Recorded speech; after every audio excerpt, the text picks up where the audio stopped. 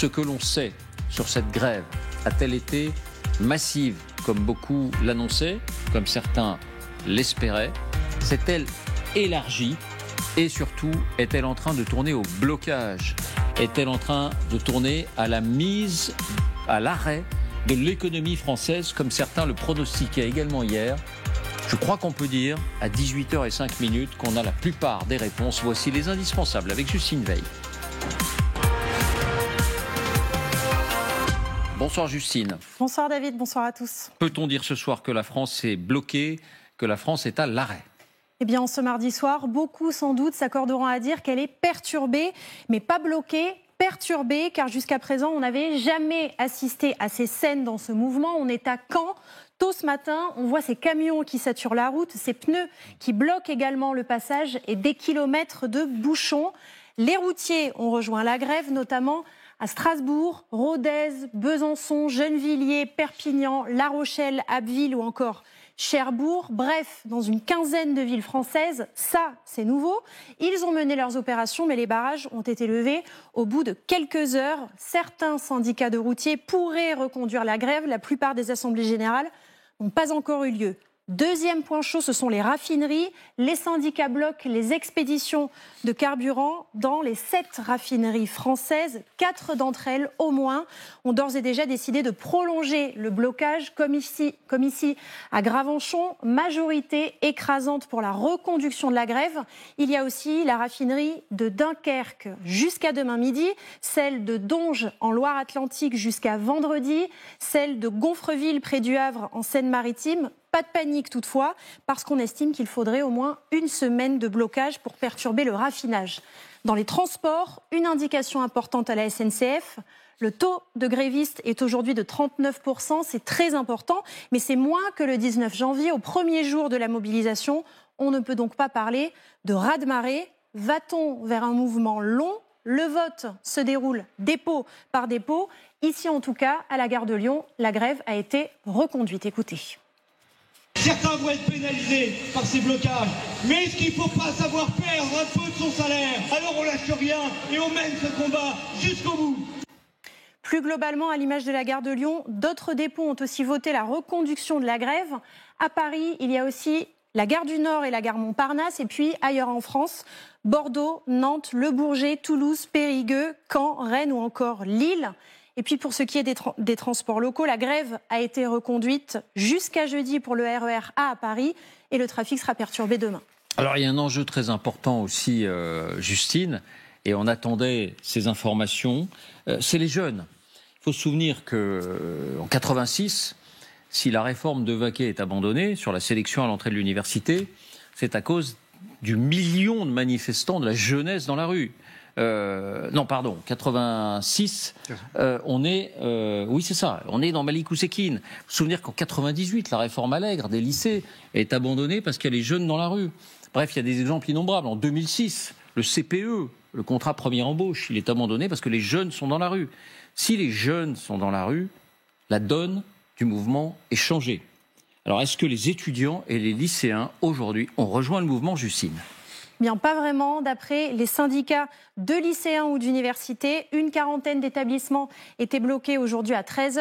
À l'image de ce lycée à Paris, c'est peu sur près de 400 universités publiques au total et 3700 lycées environ. Donc non, on ne peut pas dire que pour le moment, les jeunes entrent vraiment dans ce mouvement. Un mot tout de même sur les enseignants. Il y a eu en moyenne 32% de grévistes chez les enseignants selon le ministère de l'Éducation. Là encore, on n'a pas atteint les 38,5% du 19 janvier. On n'a pas encore les résultats des votes de toutes les assemblées générales, mais en tout cas, la grève est d'ores et déjà reconduite demain à Amiens, à la faculté de Caen, au Mirail à Toulouse ou encore à celle de Cergy. Merci Justine. On revient à l'image du direct. L'image du direct, c'est la place d'Italie à Paris, c'est-à-dire le point d'aboutissement du cortège ce soir. Et il faut le dire, là encore, pour cette 6e journée d'action, c'est une manifestation qui se déroule sans incident majeur. Alors vous entendrez certains, parce que ça fait de l'audience, insister beaucoup sur les petits incidents, les feux de poubelle, les quelques pavés qu'on a décelés du côté du quartier de Port-Royal ou autre. Globalement, on est très loin des images de Black Bloc ou autres, de groupes cagoulés qui avaient vraiment perturbé les manifestations lors des conflits précédents. C'est à souligner. Maintenant, sur le tableau général, un premier mot rapide, chacun d'entre vous.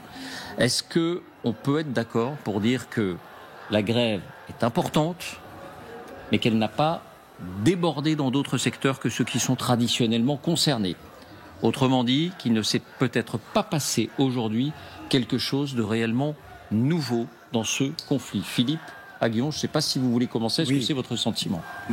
Juste sur la base de ce que j'ai vu là, oui, je ne crois pas que ce soit différent, qu'il n'y a pas eu une rupture de tendance par rapport aux journées précédentes, mais je crois qu'il ne faut pas sous-estimer quand même l'importance de cette mobilisation, et je crois que ça va être très important pour le gouvernement, si vous voulez, de tenir compte, parce que ne donner aucune réponse à ce mouvement-là enverrait un mauvais signal que le gouvernement ne réagit que quand les protestations tournent à la jacquerie, comme avec les gilets jaunes. Je crois qu'il faut, je crois que ça va être très important, et plusieurs personnes commencent à parler de la nécessité d'un tournant social du quinquennat. Ça ne veut pas dire qu'il faut céder sur les retraites. Je pense que cette réforme est indispensable. On peut vouloir l'aménager, mais je pense qu'il va falloir un tournant social du quinquennat. On aura peut-être l'occasion. Voilà, et on aura peut-être l'occasion d'en reparler tout à l'heure. D'accord. Bilan de la journée pour vous, Dominique. La marée est haute, très haute, mais c'est pas une grande marée. C'est pas une marée d'équinoxe. Je pense qu'il y a quand même un écart entre ce qui avait été annoncé, voire promis, en disant journée historique la plus forte depuis un siècle, voire un siècle et demi, et ce qu'on a sous les yeux, qui encore une fois est très important. Alors évidemment, une fois qu'on a dit ça, la question c'est de savoir si c'est une journée one shot, comme on dit, ou est-ce que, c'est-à-dire une journée carrée, ou est-ce que le mouvement va se continuer de jour en jour? Est-ce qu'il va s'effiloger? Est-ce qu'il va se muscler? Ou est-ce qu'il va rester étal? Les premiers éléments dont vous disposez? Les premiers éléments dont on dispose, c'est que pour avoir passé pas mal de coups de téléphone dans des entreprises privées, il y a de la mobilisation dans les entreprises privées avec des taux de grève qui ne sont pas négligeables du tout. Mais encore une fois, c'est pas un raz-de-marée, c'est moins que ce qui a été promis. Mais moi, sur la reconduction, c'est-à-dire sur l'idée d'une grève qui peut se prolonger de jour en jour. Ce qui est très compliqué, c'est que dans le contexte de crise du pouvoir d'achat qu'il y a actuellement, c'est difficile. Et puis il y a une course de vitesse évidemment avec le Parlement, puisqu'on parle maintenant d'une adoption le 16 mars. 16 mars, c'est vraiment tout près. C'est vraiment tout près. C'est dans 8 jours. C'est dans 8 jours. Et c'est la raison pour laquelle l'événement essentiel de la journée pour moi n'est pas là, mais dans ce que j'ai vu. Ce que j'ai entendu dans la bouche des principaux leaders syndicaux. Vous entendez Philippe Martinez qui a continué de parler de France à l'arrêt, de mettre toutes ses forces dans cette bataille-là. Laurent Berger en parle aussi, mais il a concentré toute son énergie, et il intervenait ce matin sur France Inter, il a concentré sur LCI. Face à Adrien. Hier matin sur France Inter. C'était hier sur Inter. Hier, oui. Et j'ai l'impression qu'il consacre toute son énergie à essayer de convaincre les parlementaires de ne pas voter cette réforme, de créer une minorité qui refuse, pour forcer le gouvernement à utiliser un 49.3 dont il dénoncerait derrière l'illégitimité. Et donc on est dans deux stratégies, me semble-t-il, différentes. Je ne dis pas du tout qu'elles sont divergentes, elles sont peut-être même complémentaires, mais il me semble que c'est l'événement important de la journée. En tout cas, sur la stratégie syndicale, sur d'éventuelles dissensions entre ceux qui veulent une grève reconductible de jour en jour, ceux qui veulent une seule journée puis une autre journée samedi prochain, parce qu'il est fortement question d'un nouveau rendez-vous pour manifester samedi prochain. On aura les réponses dans quelques instants. L'intersyndicale va se réunir au niveau confédéral, c'est-à-dire le sommet des centrales syndicales, et on aura la réponse sur stratégie commune. Quelle stratégie? Et un tout petit mot, il y a quand même beaucoup d'éléments sur les difficultés ou les divergences au sein de la CGT elle-même. Philippe Martinez ne sera plus secrétaire général de la CGT dans 3 semaines. Donc c'est un calendrier qui est complètement bousculé. Je note qu'il mentionne assez rarement ces heures-ci les raffineries, qui sont son opposition interne. Voilà. Bon, et Laurent Martinez, en effet, oui. Philippe Martinez, disons-le, fait figure de relativement modéré au sein de la CGT dans cette élection à la tête de la centrale face aux fédérations qui sont considérées comme plus dures, les fédérations de la chimie, les fédérations de l'énergie et d'autres. Sabina Isenan, et vous, votre bilan de la journée? Au contraire, c'est une journée qui est réussie. Il faut savoir que ce n'est pas la première journée de grève, qu'il y en a eu plusieurs, que c'est un coût important pour les travailleurs qui se mettent en grève, que différents secteurs ont rejoint de manière massive la mobilisation, que ça soit les secteurs énergétiques, que ça soit les secteurs des transports publics également, dont certains ne sont pas impactés, notamment la SNCF, puisque la clause du grand-père avait déjà été mise en place. Et puis, on a les universités, les lycéens, les professeurs également de l'éducation nationale. Il faut savoir que, conjointement à cela, on a également des mouvements qui s'opèrent un peu partout en France dans l'éducation, puisque un certain nombre de fermetures de classes, si on compte juste pour Paris, dans l'élémentaire, dans le premier degré, on a 180 fermetures de classes. Et donc, c'est partout. Sur les lycéens et les étudiants, on les a pas vus rejoindre massivement le mouvement. Alors, quelques établissements. Alors, j'ai participé aux différentes manifestations au fur et à mesure, et j'ai vu les cortèges étudiants et lycéens se massifier de manière très très importante, notamment durant les 2 et 3 dernières manifestations. Et à 9h du matin, j'ai eu un premier retour des universités françaises. Déjà à 9h du matin, 22 universités françaises étaient bloquées. Donc, sur 400. Oui, oui, mais énormément d'universités ont été fermées de manière préventive également. Donc on a néanmoins des cortèges d'étudiants, de lycéens de manière beaucoup plus massif, et également de salariés du privé, de travailleurs du public. En tout cas, c'est une belle mobilisation, une mobilisation importante. Les syndicats ont gagné leur pari. Suffisante. Elle est suffisante. En tout cas, le gouvernement doit véritablement écouter les citoyens français et les travailleurs qui sont là à se mobiliser.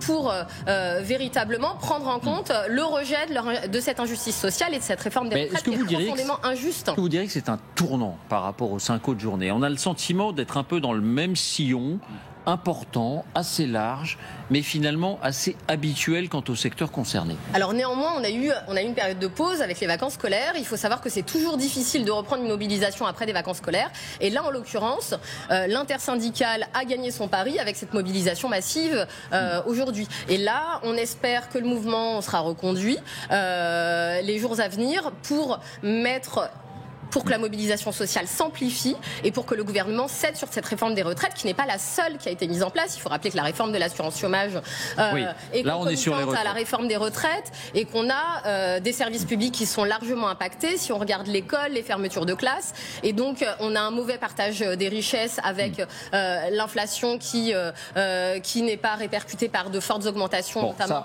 de salaires, ou une augmentation qui suit du gel avec le point d'indice des fonctionnaires. Donc on a un mal-être général, que ça soit de la part des lycéens, des étudiants, des travailleurs du public et du privé qui s'opère. Et c'est véritablement aujourd'hui ce qui s'exprime, c'est la volonté de protéger notre système de protection sociale et de protéger notre modèle social véritablement aujourd'hui. Bien.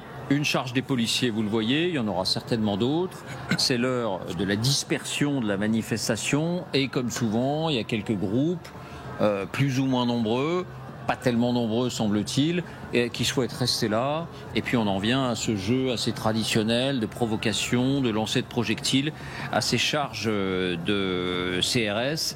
Il faut savoir qu'il y a une douzaine d'interpellations à l'heure qu'il est à Paris. Une douzaine d'interpellations, c'est pas énorme, soyons francs. On a connu des manifestations où ça se comptait plutôt en centaines. Donc là, encore une fois, c'est assez limité. Et ce à quoi on assiste, j'allais dire, à l'image, ça peut toujours être un peu spectaculaire, on peut s'y attarder, on peut monter ça en épingle. Honnêtement, n'en faisons pas toute une histoire, parce que pour l'instant, les choses se déroulent de façon relativement calme. On va garder un œil sur place. On a Paul Larouturou qui n'est pas loin, qui nous rejoindra, évidemment, si ça prend de l'ampleur, mais on n'en est pas là. Je me tourne vers vous, Adrien. Vous avez pu vous entretenir avec l'entourage de certains ministres importants. Est-ce que ce soir, il y a de l'inquiétude ou du soulagement au sein du gouvernement ? Alors, il y a un motif de soulagement, je vais peut-être vous surprendre, c'est la jeunesse. Le fait qu'il n'y ait pas, du point de vue du gouvernement, de monter en charge des mobilisations. Il y a d'ailleurs déjà des établissements où il a été décidé de ne pas reconduire le mouvement. Donc la reconduction, pour le coup, dans certains lycées ou amphis de fac, ne se fait pas. En revanche, je vous invite à venir dans les cortèges de manifestations. Oui. Ils verront l'ampleur de la jeunesse à sa lecture. Qui se mobilise. Je ne dis pas qu'elle est parfaite, je ne dis pas qu'elle est juste. Je vous restitue la manière dont les choses sont vues, lues et entendues. En revanche, il y a de l'inquiétude, et là, ça va peut-être aller dans votre sens, sur ce que peuvent donner les heures et les jours à venir.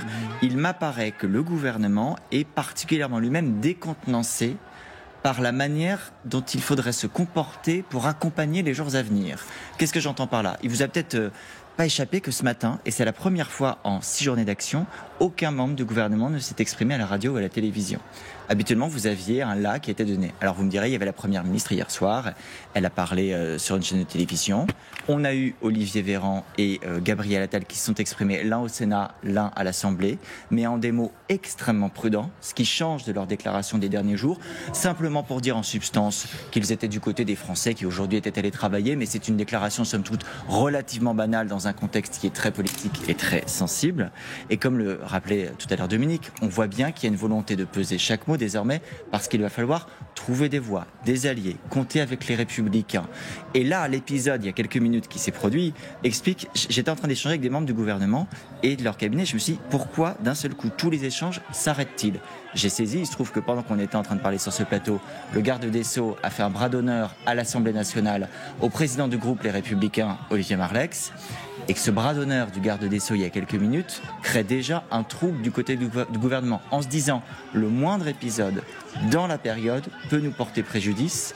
Et attention, faire un bras d'honneur au président du groupe Les Républicains sur un texte, c'était à l'Assemblée, un débat qui n'avait rien à voir avec les retraites, ça peut compliquer encore les jours à venir, qui sont certes du côté des syndicats, mais en grande partie surtout du côté du Parlement. Mais qu'est-ce qui, précisément dans ce qu'on a vu aujourd'hui, laisse le gouvernement décontenancé sur la conduite à tenir dans les jours qui viennent, Adrien ? La détermination, encore une fois, de Laurent Berger, Dominique le rappelait hier matin sur France Inter, ce matin sur LCI, l'habileté aussi, qui n'est pas que l'habileté syndicale, qui est une habileté politique. Laurent Berger, par exemple, se défend de faire de la politique, mais Dominique le soulignait tout à l'heure, il va rencontrer demain, à la demande d'Aurélien Pradier, député LR, quelques députés LR. Il a effectivement fait d'un argument, et on y a passé beaucoup de temps ce matin sur le plateau de LCI, de dire, s'il y a un vote, quand on dit vote, on dit bien vote. Certes, la CFDT respecte nos institutions et elle suspendra sa participation au mouvement. Si en revanche, le gouvernement est contraint de recourir au 49-3, c'est-à-dire une adoption sans vote, Laurent Berger a clairement laissé planer le doute ce matin, autrement dit la menace même, que le mouvement, y compris pour la CFDT, puisse se poursuivre. Jusqu'ici, seule la CGT et les syndicats les plus durs tenaient ce discours. C'est donc une évolution, un pas de plus qui est franchi par la CFDT. Et c'est là toute la difficulté du gouvernement. Parce qu'au moment où l'on parle, le gouvernement ne peut pas les yeux fermés, jurer cracher qu'il aura une majorité et la capacité de faire voter son texte au Parlement. Et parce que Laurent Berger reste plus que jamais l'homme clé dans l'avenir social de cette protestation, Dominique. Pour compléter ce que dit Adrien, il y a un point que j'ai parlé à quelques ministres, entourage de ministres également, il y a un point qu'il surveille de très près, c'est la reprise ou pas du trafic dans le métro parisien. Vous savez, le métro parisien, ça ne concerne que Paris a priori, mais il s'est très regardé notamment par les journalistes. Et donc, est-ce que c'est une remise en route ? Et on insiste beaucoup sur la remise en route de la ligne 4 qui fonctionnera normalement Port d'Orléans, nord de Paris, sud, nord de Paris, une ligne qui se traverse Paris, le RER qui va redémarrer, et on est quasiment à comptabiliser métro par métro, et des négociations ont lieu entre la RATP, le gouvernement, pour savoir comment ce RER et ce métro peut redémarrer. C'est un point très pratique, très concret, qu'il faudra surveiller dans les heures. Et je me permets de dire qu'on en parlera demain à 8h30 avec le ministre des Transports, qui sera là pour effectivement Clément Beaune, votre invité demain matin. Je voulais juste dire quelque chose. Donc je crois que pour le gouvernement, il va falloir tenir bon sur la réforme, en tout cas dans son principe, avec peut-être des aménagements. Mais je crois qu'il faut, quand je pensais à l'après, déjà anticiper l'après pour moi c'est une phase sociale. On y reviendra tout à l'heure. On est déjà dans l'après pour vous. On est déjà dans l'après. Non, mais il faut déjà annoncer l'après. Et l'après, c'est aussi établir avec Laurent Berger des relations différentes. Je pense que Laurent Berger a donné des gages de bonne volonté. Au moment des élections présidentielles, il a appelé à voter pour Macron.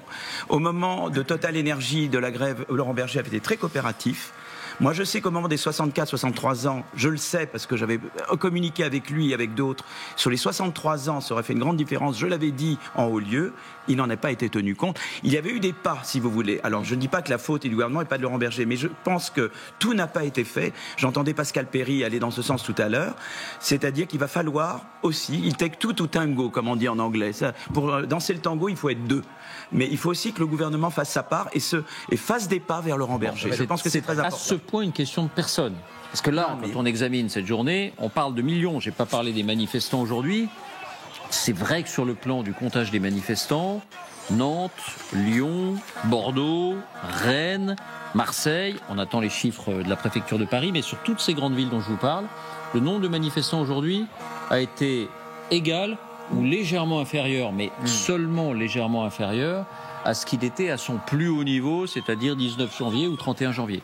Donc on reste avec beaucoup de monde dans la rue, on reste quand même avec les routiers qui sont entrés en grève, mais pour vous, le sujet, c'est d'abord presque une relation personnelle, individuelle entre Emmanuel Macron et Laurent Berger. C'est aussi un signal, parce qu'une relation personnelle, c'est un signal. C'est-à-dire, je pense qu'il y a eu une phase du quinquennat. Il y a eu le premier quinquennat, qui a été un quinquennat de libéralisation. On a fait des réformes très importantes qu'il fallait faire, qui sont plus du logiciel de la droite, mais qu'il fallait faire et qui ont apporté beaucoup à l'économie française.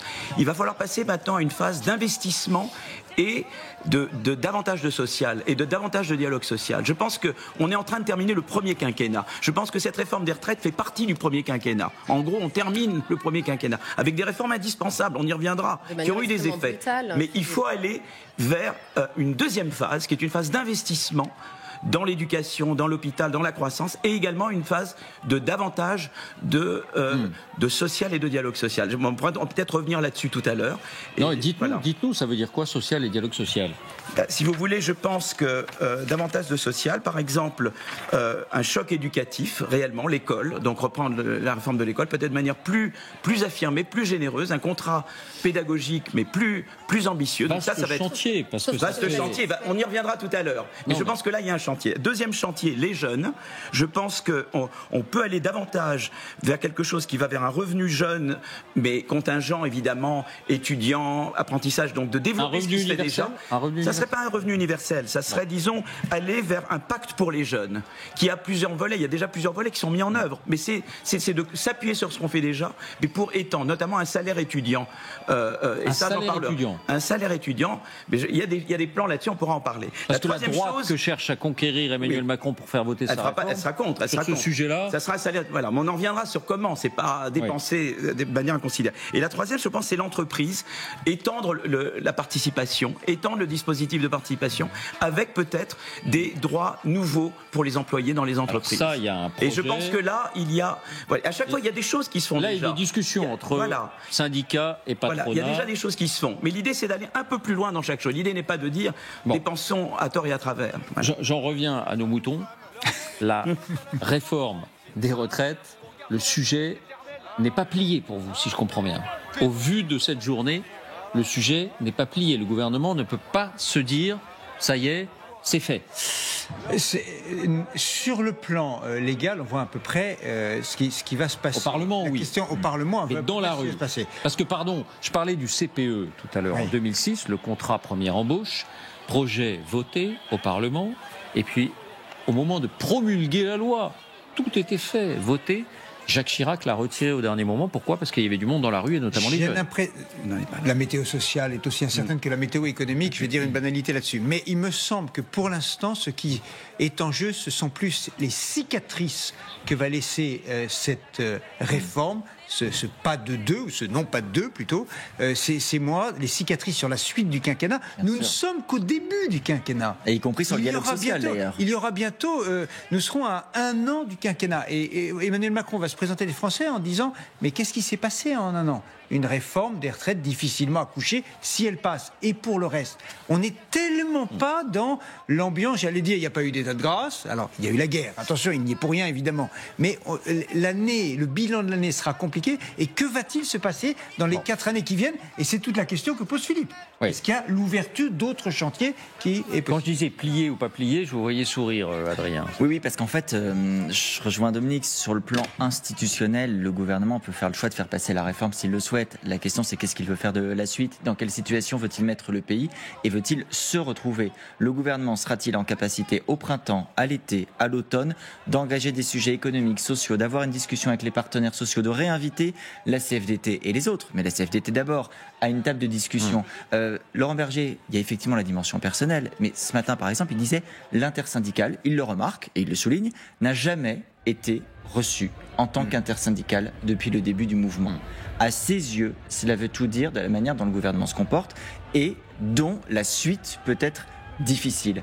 Je pense pour le coup que le gouvernement peut se préparer et se prépare à l'idée que certaines mobilisations se poursuivent. C'est là que je vous disais tout à l'heure qu'il y a inquiétude. C'est qu'aujourd'hui le gouvernement n'est pas capable de se dire on a une semaine difficile à tenir, mais dans une semaine c'est terminé parce qu'on aura fait le vote à l'Assemblée, ou on a une semaine à tenir plus derrière des mouvements peut-être isolés, peut-être perlés, mais qui vont rester comme un caillou dans la chaussure. On reste avec un œil sur ce qui est un grand classique de la fin des manifestations, c'est-à-dire ces escarmouches entre les quelques dizaines, peut-être quelques centaines de manifestants qui n'ont pas envie de quitter les lieux, et ces provocations avec les forces de l'ordre. Vous le voyez, de temps en temps des charges, quelques lacrymogènes, mais vous le voyez, pour l'instant, rien de vraiment important sur le plan de l'ordre public. Il y a un sondage que je voudrais vous montrer parce qu'on peut se demander si on ne surestime pas la signification de ces manifestations. C'est un peu provoquant comme question, mais je le fais à dessein. Quand on demande aux Français s'ils pensent que la réforme sera votée et appliquée malgré ces manifestations, eh bien, ils sont 66% à le penser. Autrement dit, on a des Français qui sont majoritairement opposés à cette réforme, 2/3 environ, et on a exactement le même pourcentage de Français qui soutiennent donc ces manifestations, mais qui pensent qu'elles ne changeront rien. Autrement dit, est-ce qu'on n'assiste pas à une forme de rituel très classique dès lors qu'on touche au régime des retraites depuis 20 ou 25 ans? Je pense que la mobilisation sociale n'aurait pas été aussi importante après 2 semaines de vacances scolaires. La mobilisation sociale est extrêmement importante. Il faut savoir, si je peux reprendre notamment et compléter ce qu'a pu dire Philippe Aghion, où le gouvernement aurait pu donner des gages sur d'autres plans, notamment en termes de services publics. On est loin de cela, puisque notamment l'éducation nationale a été fortement touchée. En effet, il y a eu des baisses démographiques, mais il y a des fermetures de classes extrêmement importantes partout sur le territoire, qui concernent majoritairement notamment des quartiers populaires dans les grandes agglomérations. Il faut savoir que tous les autres champs, notamment en termes de services publics, et je peux parler de l'enseignement supérieur également, c'est qu'on fait face à un nombre très important en croissance du nombre d'étudiants, sans augmentation d'effectifs. On a une dégradation de nos conditions de travail, que ce soit dans le public ou dans le privé. On a des salaires qui ne permettent pas de compenser l'inflation. Et donc, on a un ras-le-bol extrêmement important. Et puis des réformes d'une violence sociale inouïe qui se sont succédées lors du dernier quinquennat et qui également se sont succédées depuis le nouveau quinquennat. Si je peux parler de la réforme de l'assurance chômage cette fois-ci, notamment sur la question de la démocratie sociale. On parlait de la démocratie sociale et sur le fait que l'intersyndicale n'avait pas été invité à l'Élysée. Il faut savoir que déjà pour la réforme de l'assurance chômage, le gouvernement Emmanuel Macron a complètement bafoué la démocratie sociale, puisque la réforme a été passée sous décret sans négociation des partenaires sociaux. Donc on voit bien là qu'on a un gouvernement qui bafoue à la fois la démocratie sociale et qui n'écoute pas les citoyens, avec une forme aujourd'hui de rejet des politiques qui sont mises en place à l'heure Salina, actuelle. ça c'est une analyse et elle est tout à fait légitime. Mais là on parle de la protestation. Est-ce que cette j'entendais Dominique Seux dire tout à l'heure qu'il parlait à un certain nombre de ministres et de membres du gouvernement. Alors moi, j'ai notamment parlé à un certain nombre de travailleurs, de syndiqués, de syndicalistes, de jeunes, d'étudiants. Et là, en l'occurrence, il y a un ras-le-bol qui est extrêmement important, parce que d'un côté, on a des cadeaux fiscaux qui ont été effectués et qui ont été faits de manière extrêmement importante, des exonérations de cotisations sociales qui sont maintenues, des allègements avec les impôts sur la production. C'est la critique d'une politique, elle est tout à fait légitime. Tout à fait. Mais la protestation, est-ce qu'elle vous semble vraiment atteindre une nature nouvelle? Voilà, c'est ça le... Pour moi, en tout cas, elle est d'une grande ampleur et on sent, en tout cas, au sein de la mobilisation sociale, dans les cortèges de manifestants, un véritable ras-le-bol et la volonté véritablement de se dire stop à toutes ces réformes qui sont d'une violence sociale inouïe, et de se dire que si cette réforme des retraites passe, eh bien, c'est peut-être la fin de notre modèle social et la fin de notre modèle de protection sociale, et donc qu'il faut tenir absolument. Bien. Il y a un autre point que je voudrais soulever rapidement. Est-ce que ceux qui sont les premiers concernés aujourd'hui par ces grèves, par cette mobilisation, sont vraiment les premiers concernés par cette réforme des retraites? Sur ce point, mettons les choses à plat. Voici les indispensables avec Fanny Veil.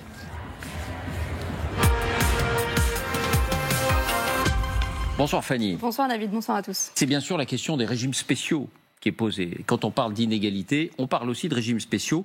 Les secteurs les plus en pointe aujourd'hui sont-ils vraiment les plus défavorisés face à la retraite et les plus touchés par la réforme ? Bien, vous vous en doutez, David, ce n'est pas toujours le cas, c'est même souvent l'inverse. Premier exemple, la RATP. Prenons les conducteurs de métro. Sur le papier, leur régime va changer. Aujourd'hui, l'âge légal de départ à la retraite est de 52 ans. Après la réforme, ce sera 54, 2 ans de plus, comme tout le monde. Mais dans les faits, cela pourrait ne pas changer grand-chose. Pourquoi ?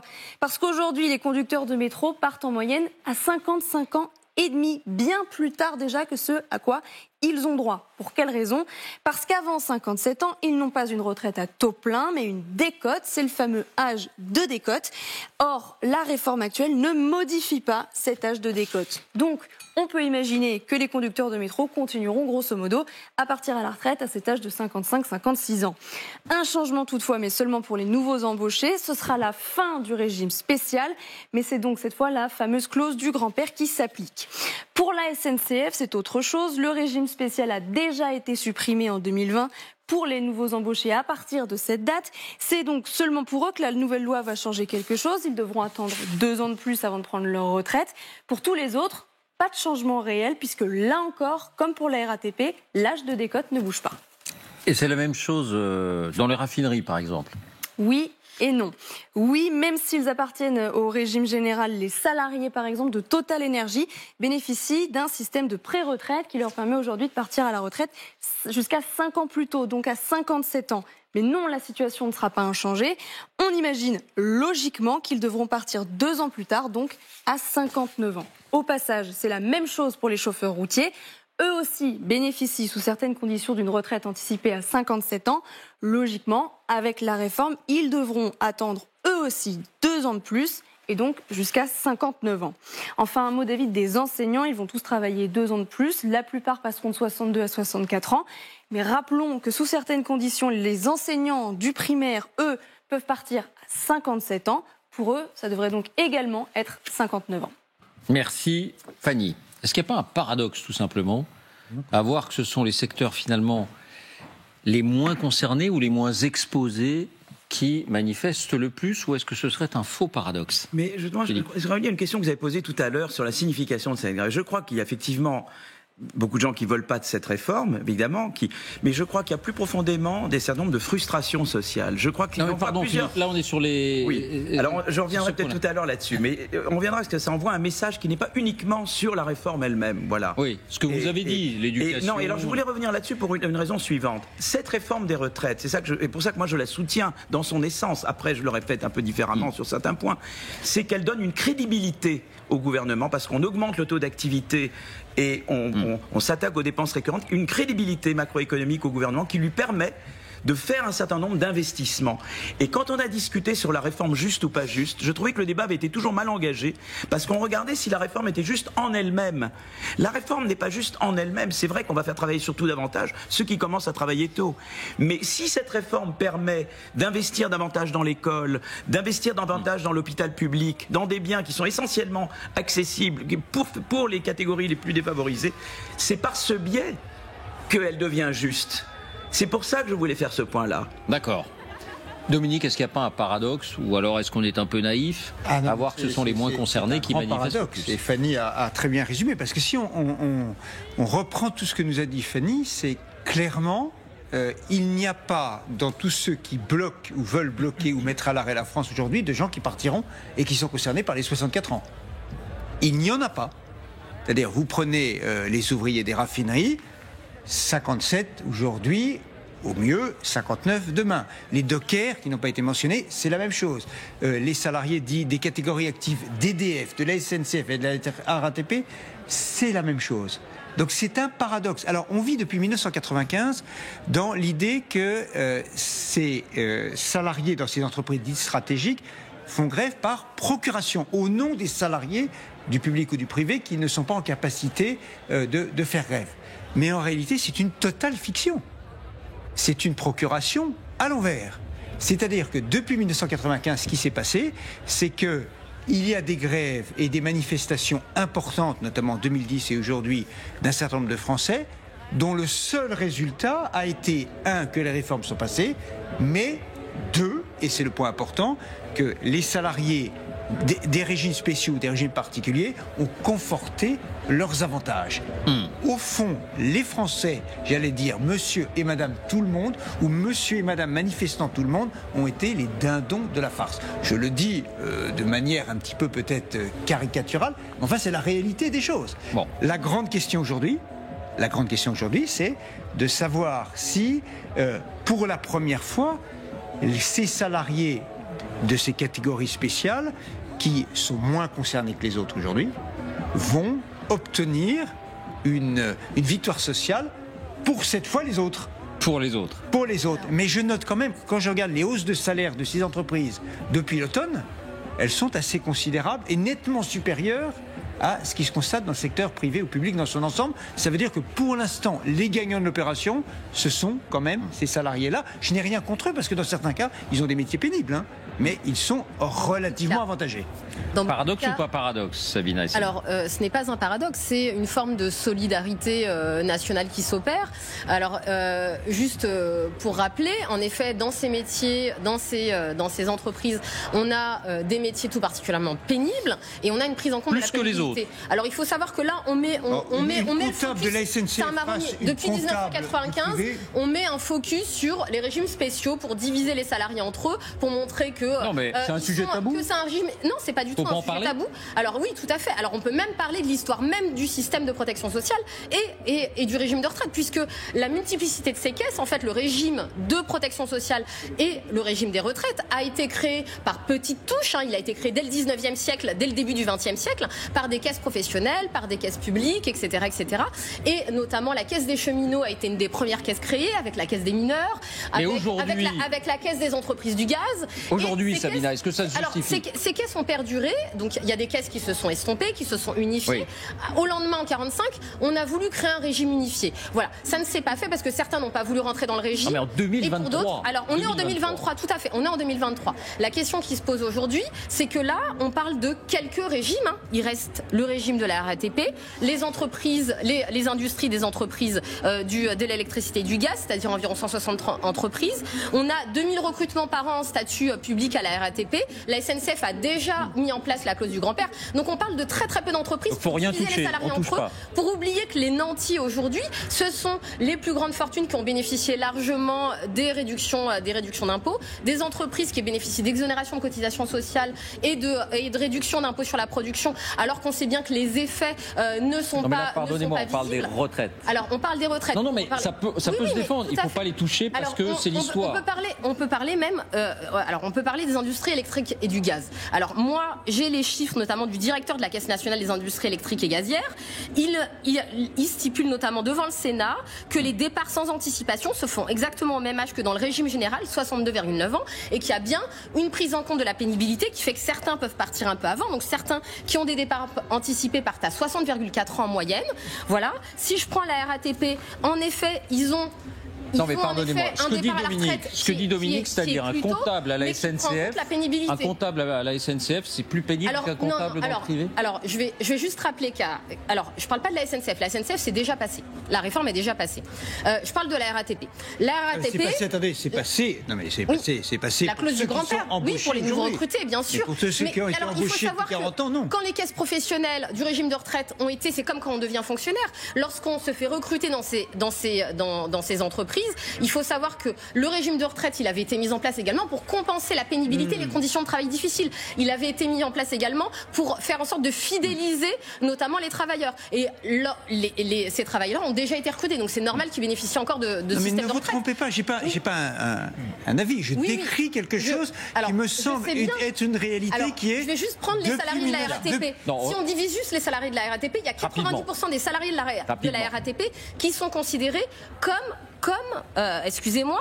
catégorie active. Et on a également des catégories actives dans le secteur public.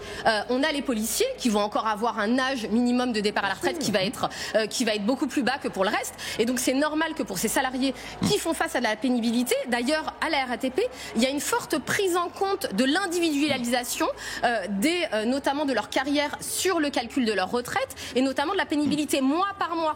Je sais que Dominique Seux est très favorable à l'individualisation et à la prise en compte de l'individualisation. Et si vous écoutez le directeur de la caisse de retraite de la RATP, il y a une prise en compte de cette pénibilité qui existe. Et en l'occurrence, il faudrait plutôt un nivellement par le haut qu'un nivellement par le bas. Merci Sabina Isenad. Un dernier mot, Adrien.